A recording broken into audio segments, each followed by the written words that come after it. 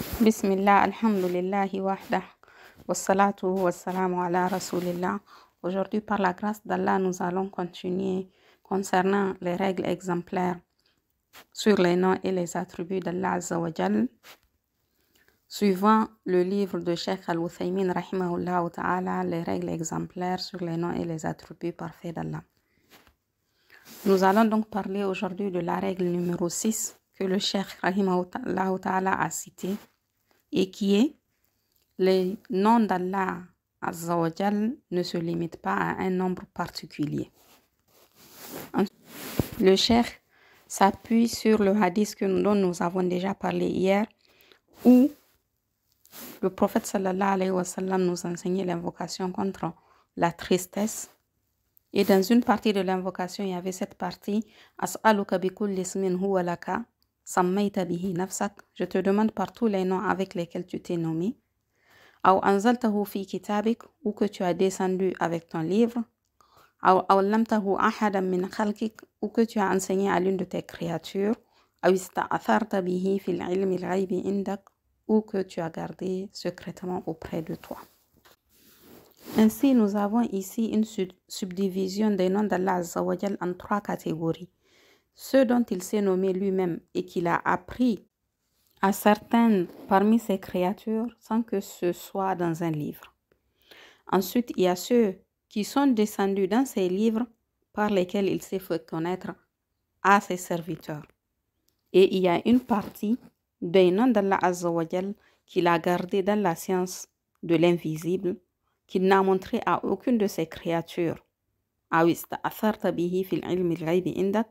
et que Allah est le seul à avoir la science de ces noms-là. Ainsi donc, les beaux noms d'Allah Azza wa Jal ne se limitent pas à un nombre particulier.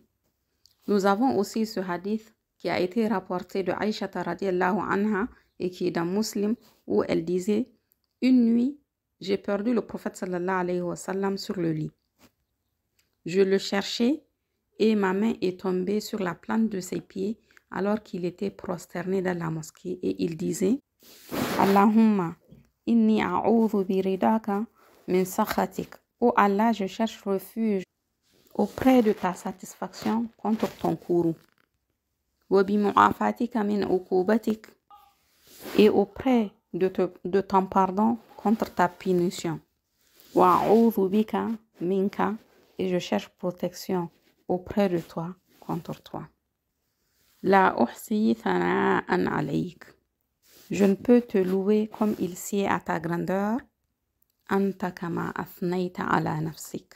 Tu es tel que tu t'es loué toi-même. Ainsi donc ici le prophète sallallahu alayhi wa sallam reconnaît qu'il ne peut pas, sallallahu alayhi wa sallam, louer Allah comme il sied et comme il convient à sa grandeur, parce qu'il ne cerne pas tous les attributs de perfection d'Allah, tous les noms parfaits d'Allah, pour qu'il puisse louer Allah comme il sied à sa grandeur. Et que seul Allah peut se louer comme il sied à sa grandeur, parce que seul lui a la connaissance de tous ses noms et ses attributs parfaits. Donc ici, ces hadiths sont des preuves claires qui démontrent que le nombre des noms d'Allah Azza wa Jal ne sont pas limités. Les noms d'Allah Azza wa Jal ne sont pas délimités par un nombre précis.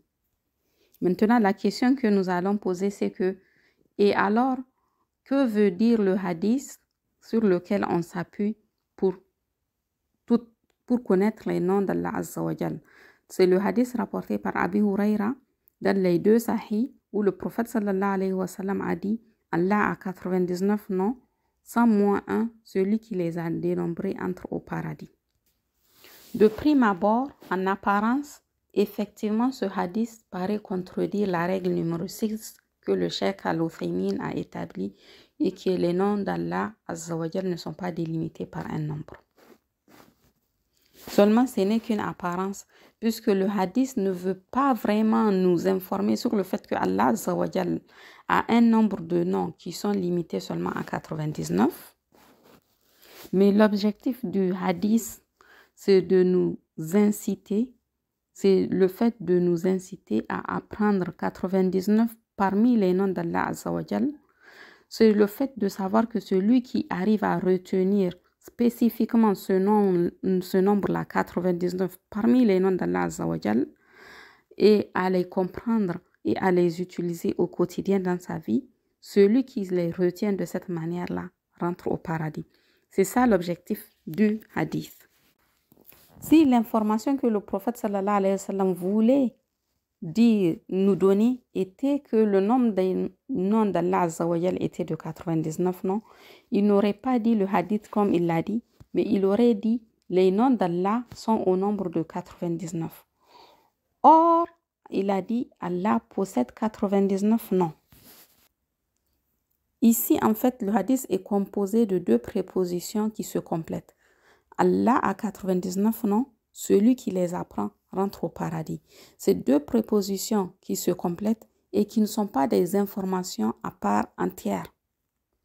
Par exemple, si je dis j'ai 100 € à donner en sadaka, à donner en aumône, est-ce que je suis en train de dire que je n'ai que 100 € ou bien je dis que je réserve 100 parmi les euros que j'ai pour donner en aumône?